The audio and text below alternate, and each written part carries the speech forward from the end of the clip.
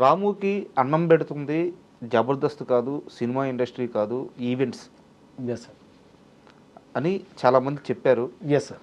నిజమా అబద్ధం? 100% 100%.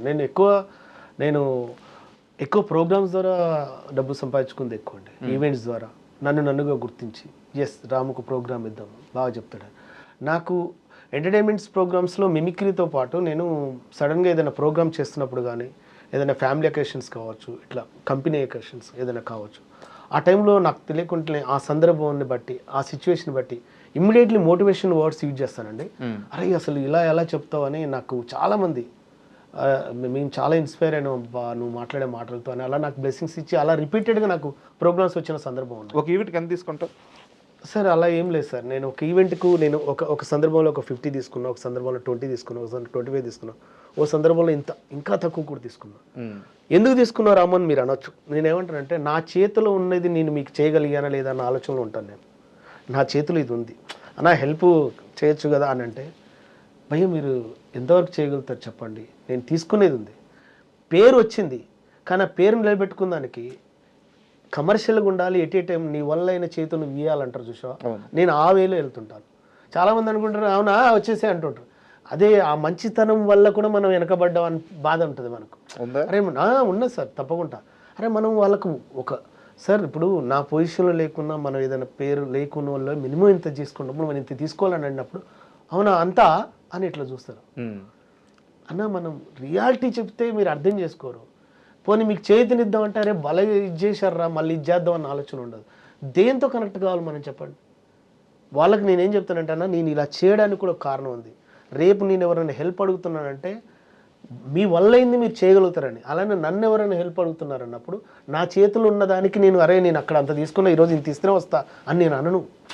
పద చేద్దాం, మనల్ని గుర్తించి అన్న మాకు హెల్ప్ కావాలి, మనకు ఆర్థిక పరిస్థితి ఇది ఉందంటే నో బ్రదర్ చేద్దాం బ్రదర్ అంట. అది నా వల్ల అయినా చేస్తున్నాం కదా ఒక సంతృప్తిలో వెళ్తుంటా జర్నీ. దాన్ని మిస్అండర్స్టాండింగ్ చేసుకునే వ్యక్తులకు తక్కువ లాగుతుంటే నాకు బాధ వేస్తుంది. మనం ఎక్కడో మిస్ అయింది, ఎక్కడో మిస్ అవుతుంది, వచ్చింది కూడా పోతుంది, ఈ అబ్బా అన్న ఫీల్ ఏర్పడుతుంది అన్నమాట. అంతే. దీంట్లో మీరు చెప్పండి అన్న, మీ వాళ్ళు వెళ్ళటం తప్పంటారా రైట్ అంటారా? లేదు, అది ఒక అండర్స్టాండింగ్ కదా. అవును, నా వల్ల అయింది నేను చేయగలుగుతున్నా, నువ్వు ఏం చేసేవారు అంటారు చూసావా. ఎదుగుతున్న ప్రతి ఒక్కరికి ఒక క్వశ్చన్ వెంటాడుతుంది, భయ్యా నువ్వు ఎదగటం కాదు భయ్యా నువ్వు కూడా ఎవరికైనా చేయాలి కదా అంటారు కదా. అట్లా నేను ఆ వేలో వెళ్తుంటాను. అంటప్పుడు కొంచెం ఇబ్బంది అనిపిస్తుంది. నెలకు ఎన్ని ఉంటాయి ఈవెంట్స్ అన్న? నెలకు ఒక్కోసారి ఒక నెల అసలు ప్రోగ్రామ్స్ కూడా ఉండవన్న. అయినా సరే మనం ఎంచుకున్న ఫీల్డ్కి మనమే బాధ్యులం. అది కష్టమైన సుఖమైన నష్టమైన. రాము గారు, ఇది ఎందుకు అడిగానంటే నాకు తెలిసి మీకు ఇద్దరు పిల్లలు అనుకుంటాను. అవును. ఒక బాబు 10th క్లాస్, 9th, పాప 10th, బాబు 7th. పాప పెద్ద ఆమె. పాప పెద్ద. ఇద్దరు పిల్లలు.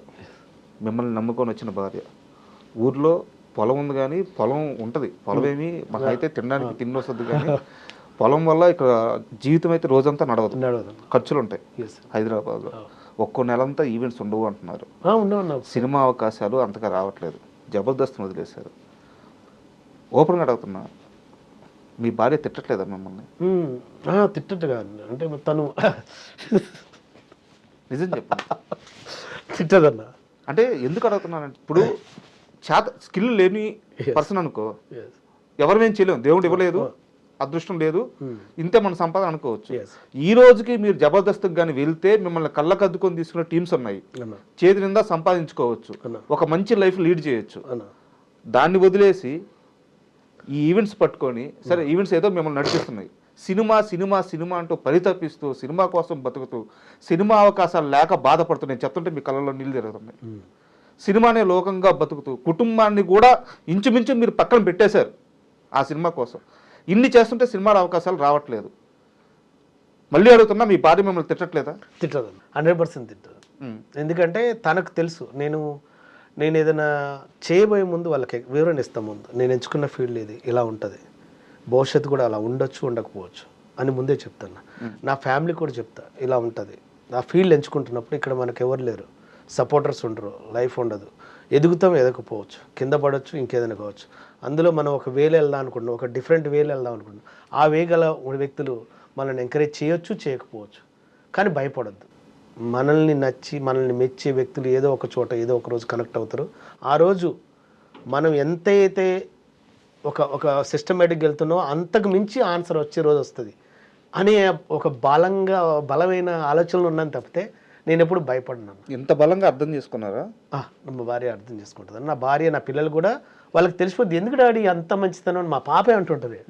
నా పాప అంటది, నా బాబు అంటాడు, ఏం డాడీ అలా అట్లా ఉండద్దు కదా డాడీ, ఎట్లా ఎందుకుంటున్నావు అంటే, లేదన్నా మనవే మనకు సపరేట్ ఉండాలి, మనం వెళ్ళేది మనకు ఉండాలి, అట్లా ఏమనుకుంటారా, అందరం ఎవరిది ఆలో చూసుకుంటే మనం ఇతరులకు ఎట్లా అర్థమవుతాం, రొటీన్ లైఫ్ రొటీన్ వేలో వెళ్తున్నప్పుడు మనం ఏంటో మనకు ఉండాలి కదా అని అంటుంటా, అంతే. గత 4-5 ఏళ్ల కాలంలో చేతిలో డబ్బులు లేక, నిజంగా ఇంటి అవసరాలకు కూడా డబ్బులు లేక బాధపడిన రోజులు కూడా ఉన్నాయా? అన్న ఇంటి అవసరాల కన్నా మస్తు సార్లు ఉంటుంది అన్న. ఇప్పుడు ఎట్లుంటుంది అంటే, మనం ఈ ఫీల్డ్కి సంబంధించి ఎలా ఉంటుంది అంటే, వచ్చిన డబ్బులు మనం రొటేషన్ చేసుకోవాలన్న, రాలేనప్పుడే దాన్ని రొటేషన్ చేసుకోవాలి తప్పదిగా. వచ్చింది కదా అని గర్వంగా ఫీల్ కావద్దు, రాలేదు కదా అని బాధపడద్దు అన్న. అలా ఉంటేనే ఈ ఫీల్డ్ ఎంచుకోవాలి. వచ్చింది దాచుకుంటూ ఇది చేయటమే అంతే. ఎందుకంటే ఇక్కడ ఎవరు బ్రదర్ నీ కళ్ళకు కనిపించినప్పుడు చప్పట్లు కొడుతున్నావు, కానీ ఆ తర్వాత చేతినిచ్చేవారు ఉంటారన్న, ఇది వాస్తవం చెప్తున్నా. ఎందుకంటే మనం దాన్ని ఆత్మవిశ్వాసంతో ముందుకు తీసుకెళ్తాం, ఈ ఫీల్డ్లో ముందుకు ఎదగలుగుతాం అన్న ఒక నమ్మకం ఉంటేనే రండి ఎవరైనా సరే. మీరు ఎవరో ఉన్నారు, వాళ్ళు ఉన్నారు, వీళ్ళు ఉన్నారు, ఎవరో చేస్తారు అన్న ఆలోచన మాత్రం దయచేసి వచ్చి మీ లైఫ్ని మీరు చెడగొట్టుకోకండి, ఓకేనా? మీకు సపోర్ట్ చేసే మూలాలు లేకపోయినా మీరు ఆత్మవిశ్వాసంతో రీచ్ కాగలుగుతాం అనుకున్న వ్యక్తులు మాత్రం రండి. ఎట్లా మీకంటూ ఒక సపరేట్ ఏదో ఒక డబ్బో ఏదో ఒకటి ఫైనాన్షియల్ సపోర్ట్ పెట్టుకొని రండి ఇండస్ట్రీకి. ఎవరు రావద్దనేది లేదు, అందరు రావాలి, అందరు ఎదగాలి, అందరు రావాలన్నా. ఎందుకు రాకూడదు?